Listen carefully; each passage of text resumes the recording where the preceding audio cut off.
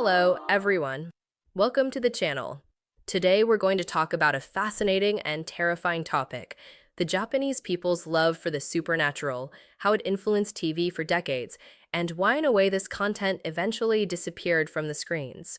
Stick with me until the end, because this story has a special touch about Japanese culture that you're going to love.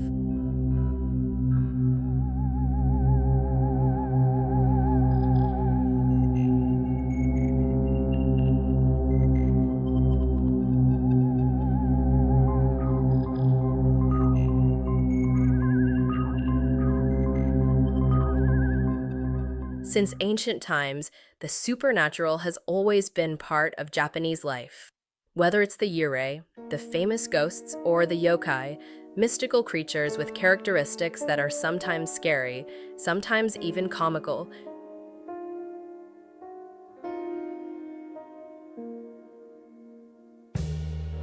these stories have been passed down through generations and are part of Japan's cultural identity. Who hasn't heard of the Kappa or the chilling Yukiona? These narratives not only reflect ancient beliefs, but also the creativity and imagination of the Japanese people. However, something different happened in the 1980s and 1990s.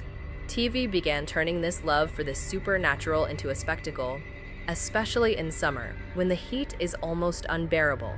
Special programs featured spine-chilling stories, supposed ghost videos, and visits to haunted locations, the famous Shinrei spots. The chills caused by fear helped relieve the heat of summer nights. These programs were a hit. Who didn't stay glued to the screen to watch an exorcism or discover the most haunted place in Japan? But unfortunately, not everything shown was authentic. Many cases were debunked as hoaxes, which started to erode the public's trust. Additionally, something much more concerning emerged during this time: the rise of religious cults exploiting belief in the supernatural.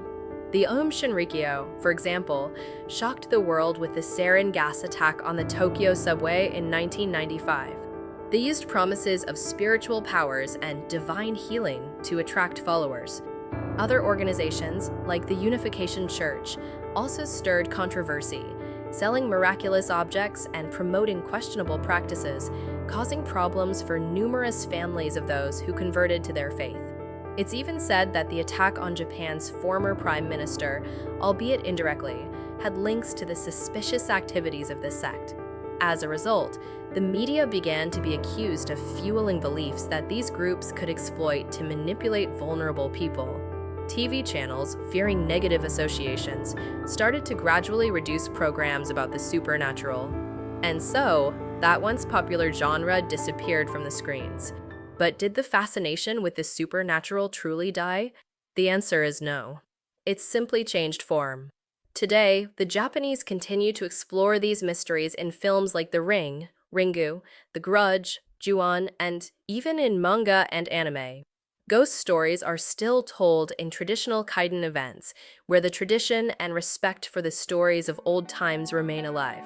At its core, the supernatural is more than just a quest for fear or the unknown.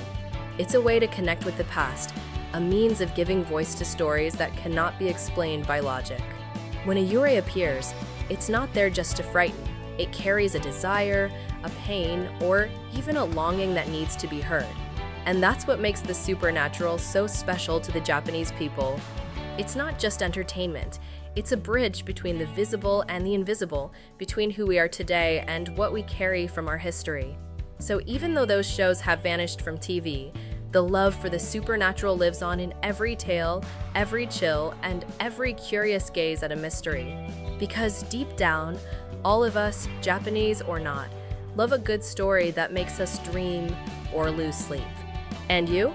What's your favorite supernatural story? Share it with me in the comments. Oh, and don't forget to like the video, subscribe to the channel, and turn on notifications for more fascinating stories like this one. See you next time, everyone.